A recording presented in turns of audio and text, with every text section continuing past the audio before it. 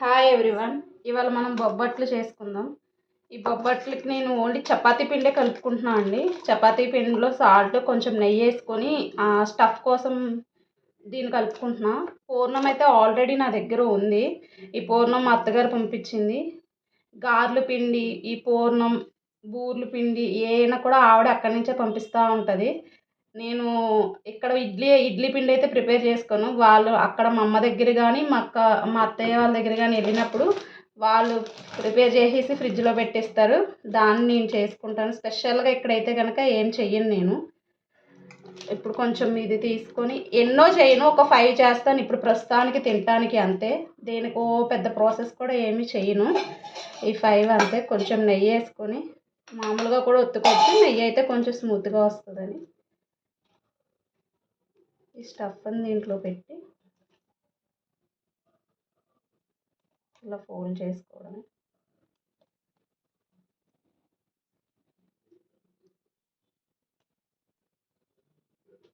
కింద ఎలాగో నెయ్యి పెట్టాము కాబట్టి చేతితో ఇలా ఒత్తుకోవచ్చు, లేకపోతే ఇంకా సింపుల్గా అయితే కనుక ఇలా ఈ కవర్ని ఇలా పెట్టి నేనైతే ఇలా చేసుకుంటా.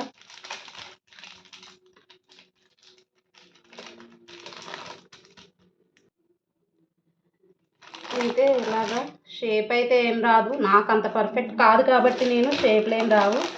షేపులు రావాలంటే ఇంకా నీట్గా చేసుకుంటే అదే షేప్ వచ్చేస్తుంది. ఇలాగే మిగతావి చేసేలోపు స్టవ్ మీద ప్యాన్ పెట్టుకుని హీట్ చేసుకుందాం.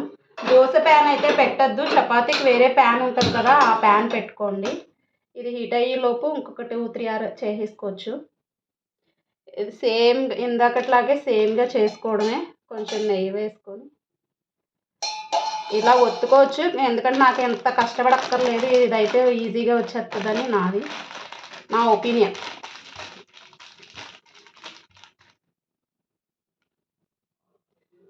ప్యాన్ హీట్ అయితే మన ఈ బొబ్బట్టు వేసుకొని కాల్చుకోవడమే 2 సైడ్స్. హీట్ అయ్యాక కొంచెం మీడియం ఫ్లేమ్లో పెట్టుకోవాలి. ఇది బాగానే వచ్చింది. నేను నెయ్యి వేసుకొని 2 వైపులా కాల్చుకోవాలి. ఈ సమ్మర్లో అసలు వంటలు ఎలా చేస్తున్నారో, వంటల వీడియోలు ఎలా పెడుతున్నారో నాకు తెలియదు, కానీ ముద్ద అయిపోతున్నాను నేనైతే. ఇంకా ఫేస్ చూపించి కొని చేసేవాళ్ళు మంచిగా రెడీ అయ్యి చేస్తున్నారు. అలాగైతే నేను అసలు చేయలేనేమో. అంత ఎండ, అంత గాల్పు. బోత్ సైడ్స్ కాల్చుకోవాలి. కొంచెం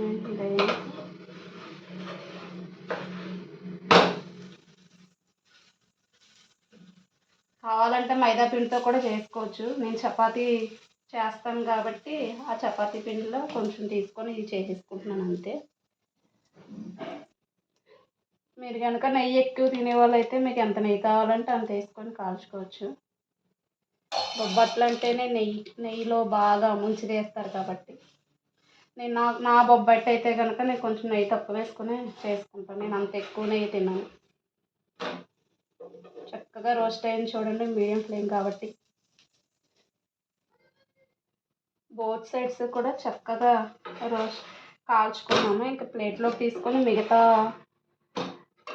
బొబ్బట్లు కూడా ఇలా కాల్చుకోవడమే.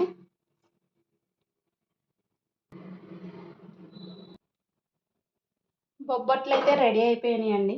మా కిస్సు టేస్ట్ చేసి చెప్తాడు.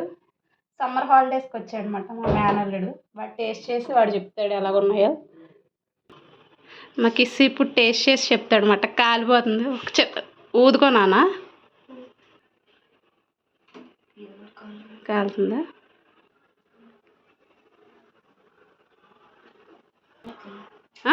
సరిపోయినాయి అన్నీ. మావికి వేడిగా ఉన్నాయి కదా, మావి కూడా తింటాడు. ఇద్దరు తినండి.